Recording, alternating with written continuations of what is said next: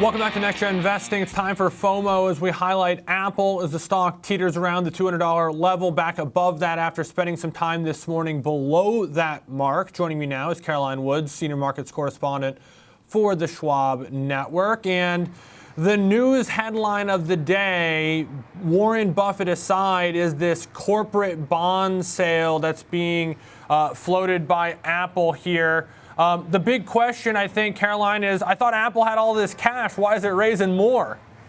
And that's the answer. That's the question I don't have the answer to, Alex. But I can tell you, Apple shares are under pressure today, as you said.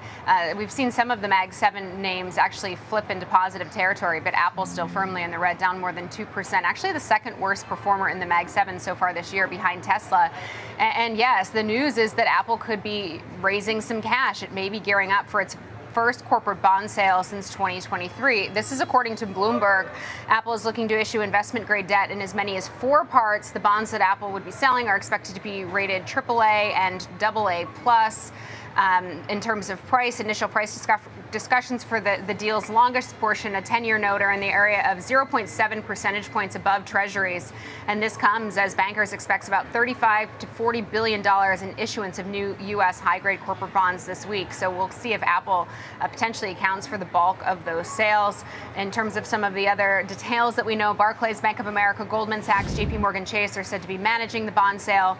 And this is, I mentioned, the first time since 2023. The last time they issued a bond sale was May of 2023. It issued about $5.25 billion of securities in 5 parts, including 30-year debt. So, we'll kind of see if we can learn more about the why here. Obviously, Apple is in the midst of, as we learned last week, a substantial impact from tariffs, not a lot of clarity about guidance past June. So, transitioning from China to places like India and Vietnam, potentially here in the U.S. So we'll have to see if we get any commentary from the team over at Apple. I will say there are a few other headlines for Apple investors to contend with today as well. Obviously, last week was the big news item with the earnings report. But since then, we've seen Morgan Stanley reiterate Apple as an overweight, saying we share 4 observations from Apple's 10Q. We see clear evidence of component finished goods pull forward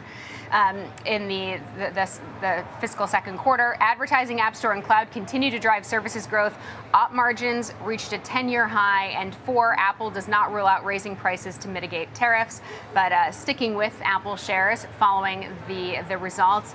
Also, we talked about the judge's ruling last week on Apple. Obviously, the regulatory overhang there. Apple reportedly appealed the ruling from last week. So, we'll see how that plays out. And then also there's this information report that Apple is reportedly planning a significant shift in its iPhone release strategy that would begin with the iPhone 18 in 2026. So under the new approach, Apple would actually release its high-end models, such as the iPhone 18 Pro and 18 Pro Max, in the fall, and then the more affordable models, like the base models and the slim version, would be launched in the spring of 2027. So after that, and then they also suggest that the foldable iPhone could come in the fall of 2026 as well. So some potential strategy shifts, according to the information. So shares of Apple down about 2.4% right now down about 20% year to date.